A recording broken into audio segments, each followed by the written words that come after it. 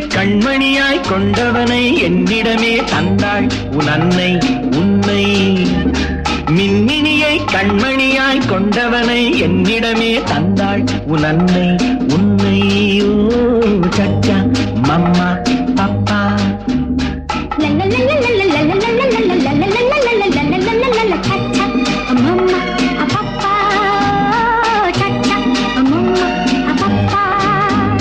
அழகு மகன் மழலை மொழி தென்பொதிகை செந்தமிழோ.